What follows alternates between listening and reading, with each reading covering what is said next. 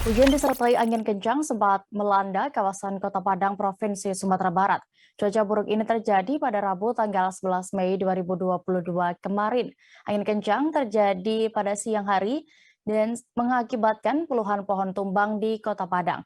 Untuk kronologi kejadian dan juga kondisi situasi terkini di sana akan dilaporkan rekan Rezi Aswar, reporter dari Tribun Padang yang siap dengan informasi lengkapnya. Silakan rekan.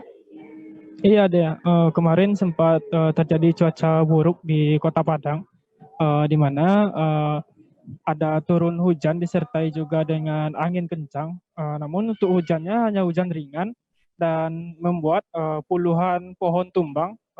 Untuk kemarin ada 23 pohon tumbang yang tersebar di Kota Padang, dan ada 3 atap rumah rusak di Kota Padang akibat angin kencang ini.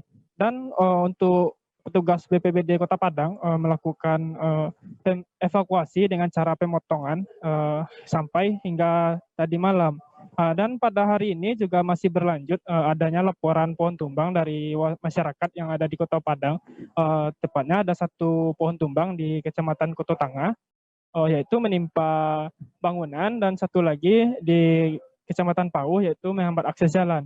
Dan untuk total 2 hari ini ada 25 pohon tumbang di Kota Padang dan 12 kejadian menimpa rumah. Begitu dia. Tidak ada tambahan sedikit, tidak ada korban jiwa dalam kejadian ini, hanya kerusakan seperti atap dan bangunan seperti tembok, seperti dinding, pagar rumah yaitu rusak oleh pohon ini. Begitu dia. Baik, Tribunnews rekan Resi juga sudah mendapatkan keterangan dari Kabid Kedaruratan dan Logistik BPBD Kota Padang. Basril, berikut informasi lengkapnya. Sekitar jam 1:30 tadi ya, Kota Padang dilanda hujan dan badai ya. Tentang waktu 1 jam itu beberapa titik pohon tumbang ya di Kota Padang. Ada beberapa daerah ya. Sampai sekarang jam 15.10 WIB itu sudah 16 titik ya yang terdampak. Ada yang kena rumah rusak ringan ya. Ada yang menghambat akses jalan. Namun untuk badai tadi, kalau dia berlanjut mungkin bertambah lagi. Alhamdulillah badai ini dapat reda jam 15 atau jam 3 sore. Nah, untuk kegiatan penanganan BPBD Kota Padang beserta Dinas Kebersihan termasuk Kecamatan Nanggalo yang berhadir di lapangan dengan kasih tertib, kita beruji baku bersama-sama melaksanakan evakuasi ini.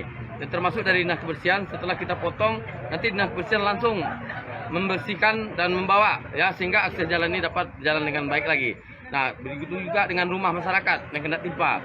Rumah masyarakat dengan timpa ini, alhamdulillah kecemasan daripada masyarakat sudah dapat kita anulir dan kita normalisasikan. Hingga saat ini ada laporan dari dampak rumah karena badai atau puting beliung gitu? Untuk rumah yang kena ya ada berapa ya, tapi saat sekarang kita masih melaksanakan pekerjaan di lapangan. Baru yang dari 16 ini baru 5 titik yang kita selesaikan. Untuk personil kita turunkan semuanya, tidak ada shift lagi. Saya hadirkan semuanya, kekuatannya penuh ya, karena 16 jam atau. Jangan lupa subscribe, share, komen, dan like ya.